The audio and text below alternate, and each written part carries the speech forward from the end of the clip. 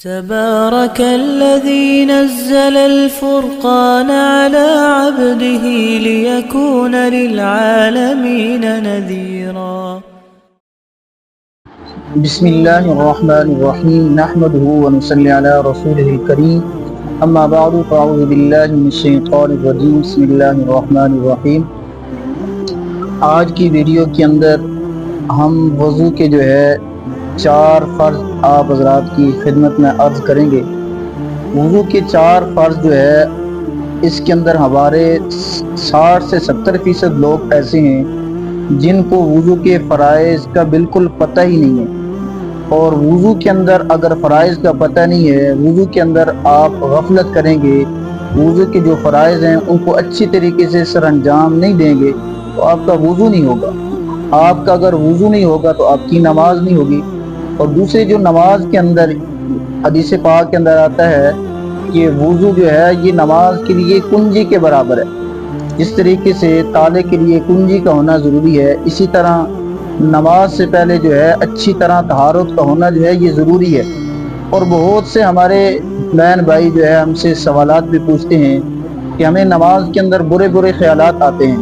تو علماء نے بہت سی وجوہات لکھی ہیں، لیکن ان میں سے ایک بہت اہم وجہ نماز کے اندر خیالات ہمیں کیوں آتے ہیں کہ ہم نماز سے پہلے وضو اچھی طریقے سے نہیں کرتے۔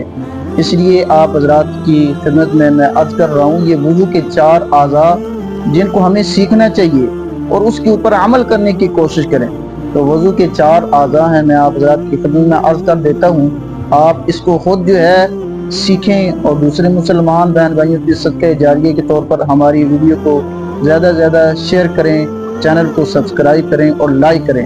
تو سب سے پہلے وضو کے اندر جو فرض ہے وہ چہرے کا دھونا ہے۔ اب چہرہ کتنی مقدار کے اندر وضو کے اندر دھونا ضروری ہے؟ تو پیشانی کے بالوں سے لے کر تھوڑی کے نیچے تک، ایک کان کی لو سے لے کر دوسری کان کی لو تک۔ اب اس کے اندر ہمارے بہت سے مسلمان بہن بھائی کیا غفلت کرتے ہیں کہ چہرے کو دھوتے تو ہیں لیکن بسا اوقات کان کی لو یہ خشک رہ جاتی ہیں، بسا اوقات یہ ٹھوڑی یہ خشک رہ جاتی ہے۔ اگر آپ کا وضو کے جو فرض ہے اس کے اندر ایک بال کے برابر بھی آپ کا عضو جو فرائض میں داخل ہے وہ آپ کا رہ گیا تو آپ کا وضو نہیں ہوگا۔ تو جب وضو نہیں ہوگا تو آپ کی نماز نہیں ہوگی۔ اس لیے ان کو اچھی طرح سمجھنے کی کوشش۔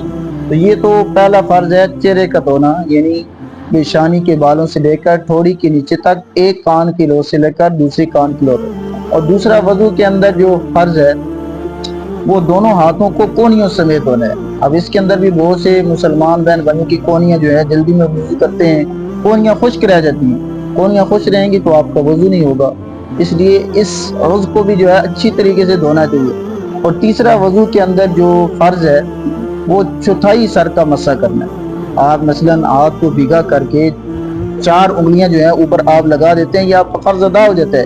لیکن مکمل سر کا جو مکمل سر کا ہم مسح کرتے ہیں یہ سنت ہے۔ سنت کے اوپر سنت کے ساتھ وضو کریں گے، آپ کے ثواب کے اندر اضافہ ہو جائے گا، آپ کو نیکیاں زیادہ ملیں گی۔ لیکن بہرحال جو فرائض ہیں ان کو تو ہر طریقے سے آپ نے اچھی طریقے سے ان کو سر انجام دینا ہے تاکہ آپ کا وضو اچھی طرح ہو جائے۔ اور اسی طریقے سے چوتھا وضو کے اندر جو فرض ہے دونوں پاؤں کو ٹخنوں سمیت دھونا ہے۔ اس کے اندر بھی مسلمان بہن بھائی غفلت کرتے ہیں کہ دونوں پاؤں جب دھوتے ہیں تو بسا اوقات ان کے ٹخنے خشک رہ جاتے ہیں۔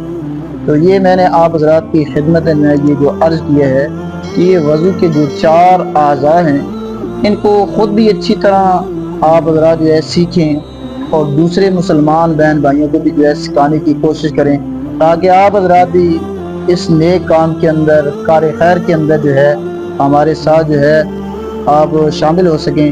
اللہ تبارک و تعالی ہمیں دین کے مسائل کی صحیح سمجھ عطا فرمائے۔